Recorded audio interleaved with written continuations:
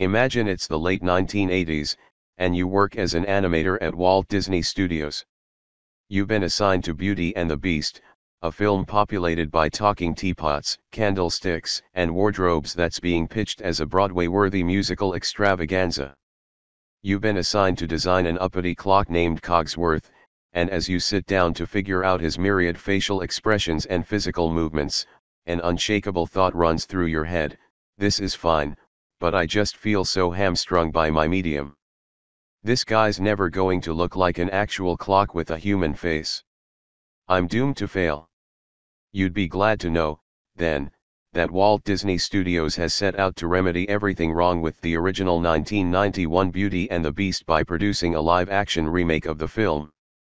Finally, the unfulfilled promise of the original has come to fruition, by reimagining all its fantastical elements in CGI, and keeping them more faithful to real-world physics, I guess because that seemed like it would be fun. It's easy to understand the lure of making the ephemeral tangible. It's what Disney is banking on for a whole slate of planned live-action treatments of their back catalog. It's also the basic premise of Disneyland, and the thing that fuels countless enterprising cosplayers.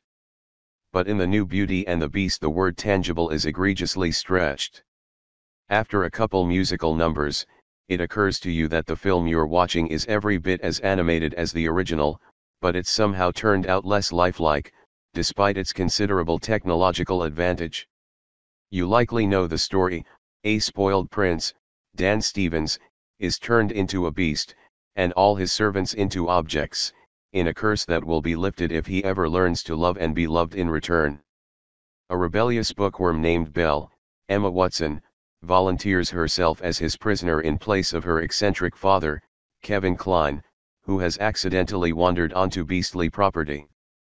Over time, they grow fond of each other, despite or because of the lopsided power dynamic in their relationship, but they must overcome the most eligible bachelor, Gaston, Luke Evans, the only person having any fun here, and a town full of fearful villagers who would rather see the beast's head on the wall at the local tavern.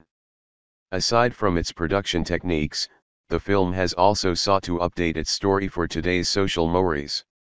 The poor, provincial town that Belle lives in is more diverse and explicitly anti-female literacy. Belle gets her books from a chapel, not a bookstore, effectively turning her defining hobby into a form of high-stakes resistance. Maurice, her father, is an artist instead of an inventor. It's Belle who's out there trying to engineer the world's first washing machine with a horse and a rolling bucket. And the beast is revealed to be a bit of a bookworm as well. The titular pair bond over Shakespeare, which softens a romance that's always been a little hard to swallow. But it doesn't make up for his face, an eerie, uncanny valley blend of lifelike CGI fur and Stevens's human eyes, which never seem to really connect with whatever's in front of them. We see Stevens briefly as a human in an opening ball scene, which, with its powdered wigs and face paint, unquestionably situates the story in the 18th century twilight of the French aristocracy. More of that would have been fun, but we're hardly able to get a handle on him before he disappears into the fur. The same goes for his servants, whose features have been minimized supposedly in the name of realism, but in a way that they all end up resembling the plastered visages in Georges Méliès's A Trip to the Moon. Emma Watson is the real headliner here, and physically couldn't have been more perfectly cast. But someone really should have screen tested her before she signed on with an actual green screen. There are actors who can conjure up a world around them on a blank sound stage and make us believe in it just with their eyes. Watson is not one of those actors.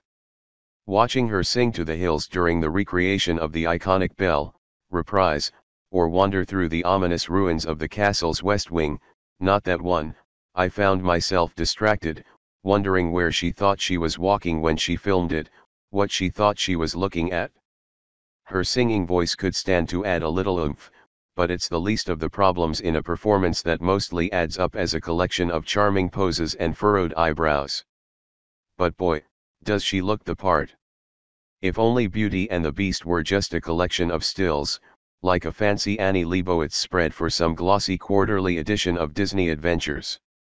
Unfortunately, it's over 2 hours long, and is padded out by a hugely unnecessary number of non-Ashman-Menken musical numbers and a pointless detour where Belle finds out what happened to her missing mother.